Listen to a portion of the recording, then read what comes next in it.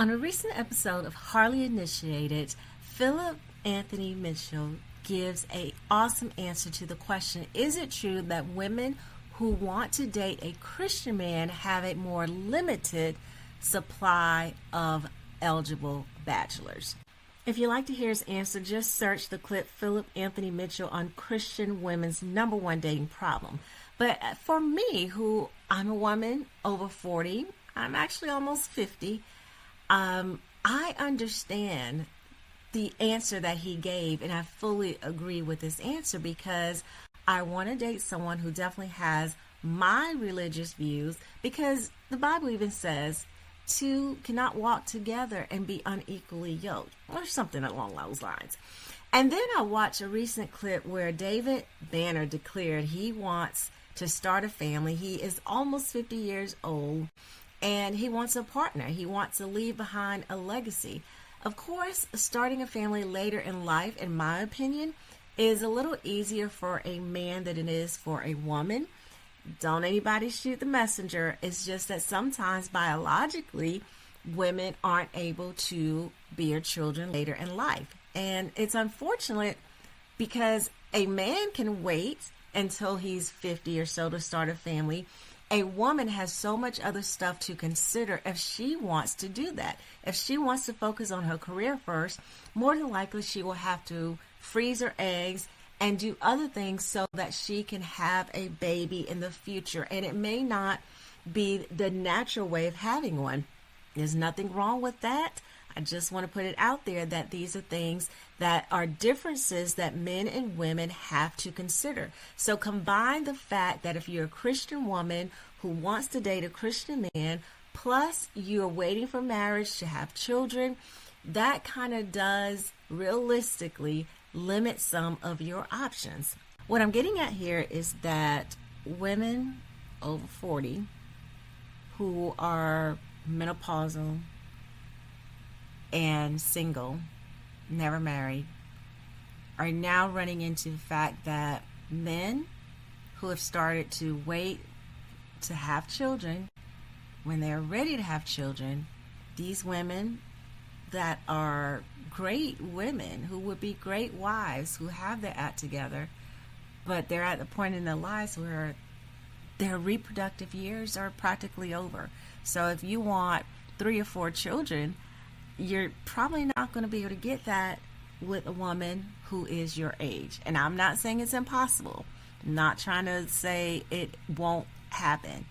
I'm just speaking from my own life because I'm 49 years old and menopausal. So I already have a daughter who's an adult, but what if I was someone who did not have a child, wanted to have a child? I'd waited to find the right person, but in the dating pool that is there now, I'm still not finding the right person.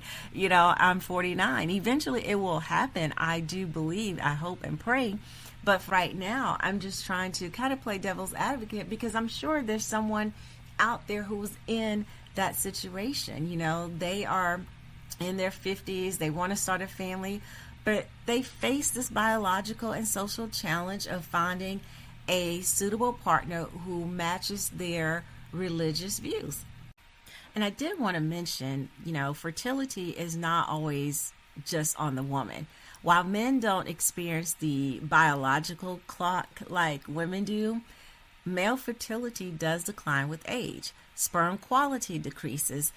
That leads to higher risk of genetic mutations, increased chances of miscarriages, and longer conception times. Older fathers are also associated with higher risks of autism in their children. And these factors complicate a 50-year-old man's perspective of fathering a healthy child without any medical intervention such as sperm freezing or IVF. I personally always have been concerned about parenting at an older age. Again, my daughter is, in her 20s, so I'm not really facing that, but I know women who are. Having children later in life means facing the reality of aging while trying to raise young children. If you're 50, 60 years old, you don't always have the same energy level or dedication as maybe you did when you were in your 20s to raising a family. Not only that, you're nearing retirement. So when your child reaches college, you're sitting there, even at the high school games.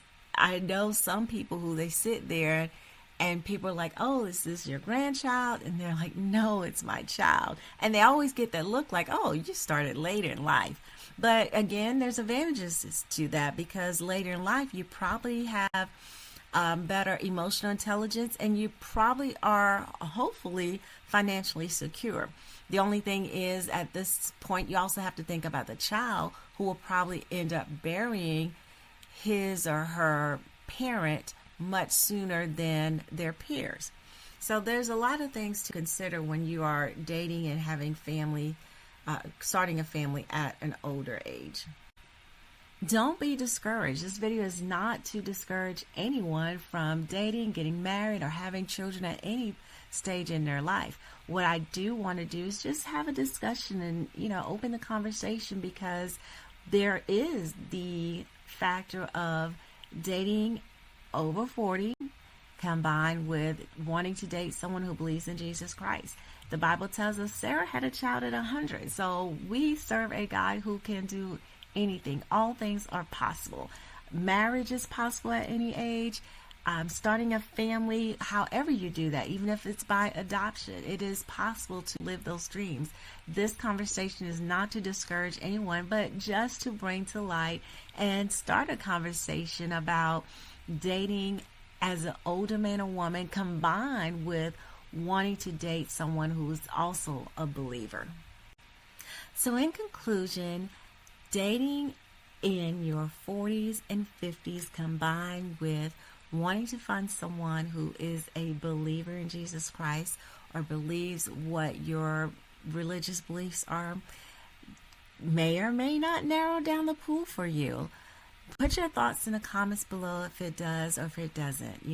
Again, we talked about several things in this video. I want to know your thoughts about parenting at an older age, about medical interventions for reproduction at an older age. Tell me about your thoughts about the limited or unlimited dating pool, if that's how you perceive it. Women are marrying later, men are marrying later, and the age gaps in relationships may or may not face as much scrutiny now because culture and society has changed and people do prioritize different things earlier in life. It's not impossible for a 40 or 50-year-old man or woman to start a family, even if there are significant hurdles that require intentional planning, adaptability, and understanding modern technology and reproductive advances we've had.